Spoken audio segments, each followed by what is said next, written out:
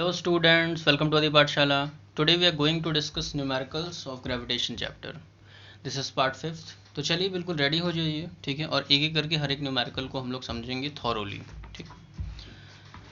चलिए स्टार्ट करते हैं।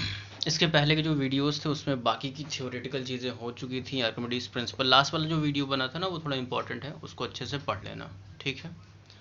अब सबसे ज़रूरी चीज़, एक्सरसाइज का पहला क्वेश्चन आपको दिख रहा है, ठीक है। How does the force of gravitation between two objects change when the distance between them is reduce to half. मतलब दो ऑब्जेक्ट्स के बीच में लगने वाला फोर्स पर क्या इफेक्ट पड़ेगा अगर उनका जो बीच का गैप है उसको हाफ कर देंगे, ठीक। बहुत सिंपल है, देखो फॉर्मूला याद होना चाहिए आपको, ठीक है, अगर समझना है इसे तो। दो ऑब्जेक्ट्स लिए, उनके बीच का डिस्टेंस r रख दिया, दोनों के मासेस m1 m2 हो गए, ठीक है, पहला केस। इन्होंने बोला सर अगर उसका डिस्टेंस हम हाफ कर देंगे, r को r/2 कर दिया, ठीक। सेंटर से डिस्टेंसेस ली गई हैं दोनों की। तो पहले इन दोनों के बीच में कितना फोर्स लगेगा, g m1 m2 upon r², ये पहला क्वेश्चन बना दो, ठीक है। जब गैप को हाफ किया गया तो उसका कुछ और नाम दे दो, f' दे रहे हैं, ठीक है। तो यहाँ पर जी m1 m2 अपॉन दिस, इसका स्क्वायर, इसको सॉल्व करोगे, जी m1 m2 अपॉन r², ये रेसिप्रोकेट होके 4 हो गया। पूरा सॉल्व करोगे तो वैल्यू आ जाएगी यहाँ पे कुछ ऐसी, ठीक है। अब ये जो पूरा पार्ट है, इक्वेशन नंबर फर्स्ट में f की वैल्यू इतनी थी, फर्स्ट इक्वेशन में इतने इक्वल टू f था, यहाँ उठा के लास्ट में f रख दो, ठीक है। उठा करके f रख दिया, इसकी पूरी जगह पर f रख दिया, ठीक है। फ्रॉम फर्स्ट फोर्स कितना हो जाएगा, नया वाला फोर्स कितना है, पुराने फोर्स का 4 टाइम्स है, एकदम सिंपल है, ठीक। अगले क्वेश्चन में आते हैं। This is gravitation and sorry, ये जो बैकग्राउंड में आवाजें आ रही हैं उनको रोकने की कोशिश कर रहे हैं बट वो रुक नहीं पा रही हैं, ठीक है, तो सॉरी फॉर दैट। एक सेकेंड, चलिए। Gravitational force acts on the object in the proportion to their masses, ठीक है। Why then a heavy object does not fall faster than a light object. देखो इसका एक्सप्लेनेशन हम लोगों ने फोर्स वाले चैप्टर में भी किया था, बट आप एक बार फिर से देख लो क्या है, ठीक है। मतलब इनका ये कहना है कि अगर दो ऑब्जेक्ट्स के बीच में ग्रेविटेशन फोर्स सेम लग रहा है तो हैवियर ऑब्जेक्ट तेजी से मूव क्यों नहीं करता है, ठीक। देखेंगे इसे,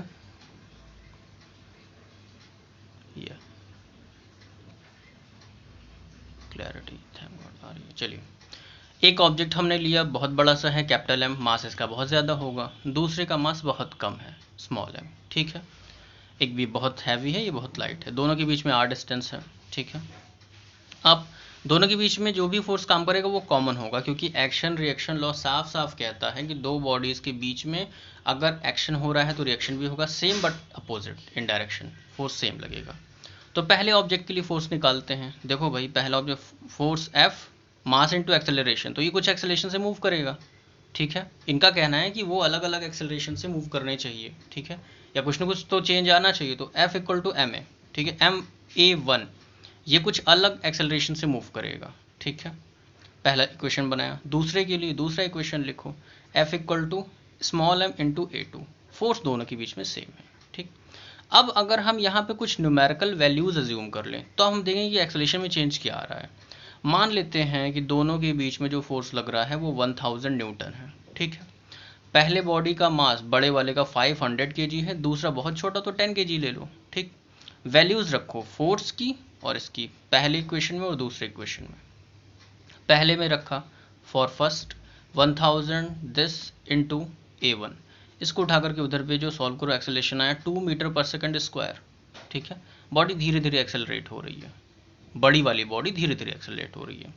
सेकंड में रखते हैं तब a2 मिलता है 1000, सेम फोर्स के लिए 1000 अपॉन 10 kg, 100 मीटर पर सेकंड स्क्वायर। तो हम ये ऑब्जर्व कर रहे हैं, यहाँ पे न्यूमेरिकली भी ये चीज़ समझ में आ रही है कि जो हैवी बॉडी है वो बहुत ही धीमे मूव कर रही है और जो लाइटर बॉडी है वो बहुत तेज मूव कर रही है। अब इसका कॉन्सेप्ट क्या है, ठीक है, यहाँ से चीज़ हमें क्लियर हो गई। इसको थोड़ा सा और एक्सप्लेन कर देते हैं, ठीक। दोनों इक्वेशन से आपको पता चला कि एफ, देखो एफ यहाँ भी सेम है, इक्वल टू यहाँ भी सेम है, दोनों में सेम है एफ। F(m1) दिस, दोनों का रेशियो निकालो। तुम देख रहे हो m1 m को इधर भेज दिया, a1 को इधर भेजा नीचे, मतलब मासेस एक तरफ, एक्सेलरेशन एक तरफ, ठीक। मास बड़ा वाला, उसका एक्सेलरेशन उसके इन्वर्सली प्रोपोर्शनल है। सेम कहानी छोटे वाले के साथ, उस दोनों आपस में इन्वर्सली प्रोपोर्शनल है। मतलब क्या निकल रहा है इसका, कि सेम फोर्स के लिए, ठीक है, जिस बॉडी का मास ज़्यादा होगा उसका एक्सेलरेशन उससे कम होगा हमेशा, ठीक है। और अगर एक्सेलरेशन ज़्यादा है सेम फोर्स के लिए तो मास कम होगा। जेन्युइन सी चीज़ है। आगे बढ़ेंगे, एक और क्वेश्चन। आई होप की चीज़ें समझ में आ रही होंगी, ठीक है।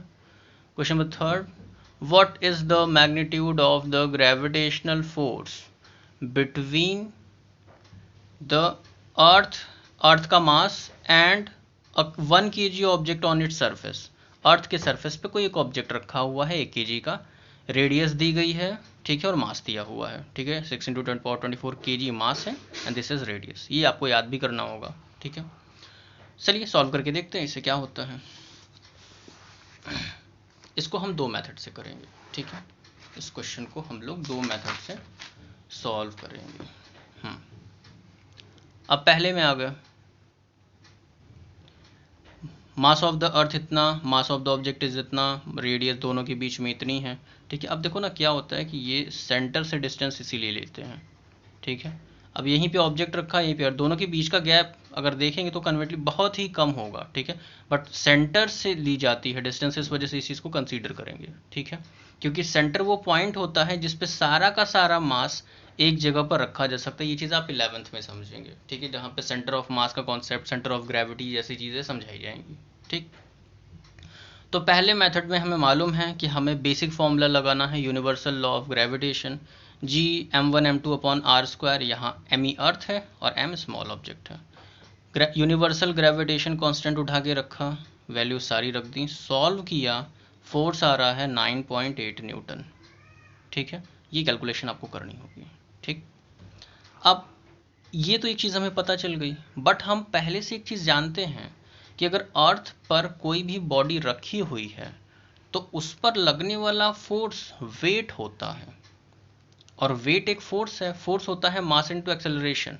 अब ये अर्थ पे रखा है तो acceleration due to gravity, weight equal to m into G, value उठा करके रखो, w equal to 1 into 9.8, solve किया, आंसर है 9.8। दोनों केसेस में आंसर देख लो सेम आ रहा है, ठीक है। अभी जी है क्या, ये जो पूरा वैल्यू है आपका, ये पूरा वैल्यू यही है जी, ठीक है। अगर वो पूछता जी की वैल्यू निकालिए तो मास इनटू ये पूरी वैल्यू, देखो यहाँ लिखा है